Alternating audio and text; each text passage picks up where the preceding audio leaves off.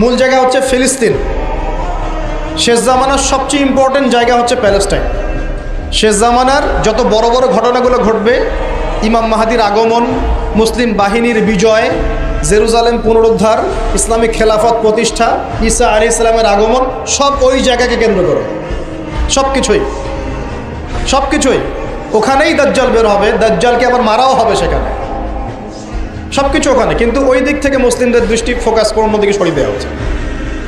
ফিলিস্তিনিদেরকে দেখলে গুলি মেরে দিতে বলা হয়েছে, দেখেছেন? দেখেন নাই?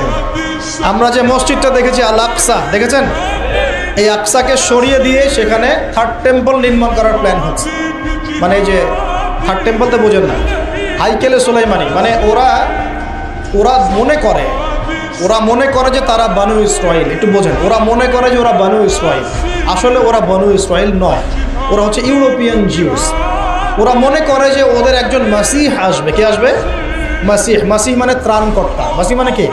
ত্রাণকর্তা। যে আসলে তারা শুধু আরব না, সারা বিশ্ব তারা শাসন করবে, এমনটা তারা মনে করে।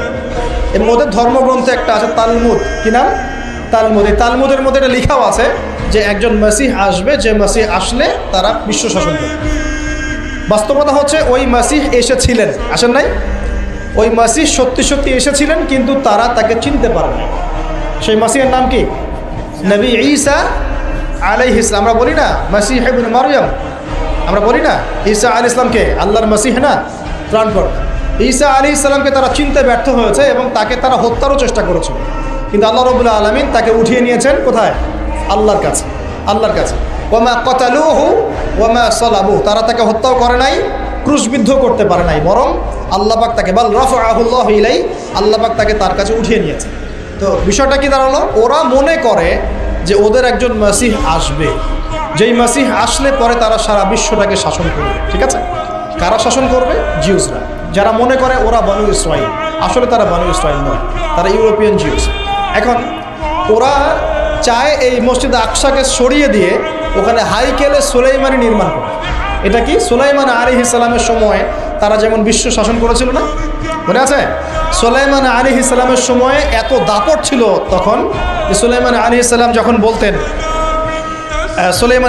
যখন বলতেন যে বাতাসকে যে ফ্লাই করতে, তখন এই সিংহাসন বাতাসে ফ্লাই করা শুরু করতো না? সুলাইমান আলাইহিস সালাম যখন জিনদেরকে বলতেন এই কাজ করো, জিনরা এই কাজ করো। সুলাইমান আলাইহিস সালাম যখন বলতেন জিনদেরকে সমুদ্রে ডুব দাও, ডুব দিয়ে সমুদ্রের নিচ থেকে মণিমুক্তা বের করে নিয়ে আসো, তারা সেটা বের করে নিয়ে আসো।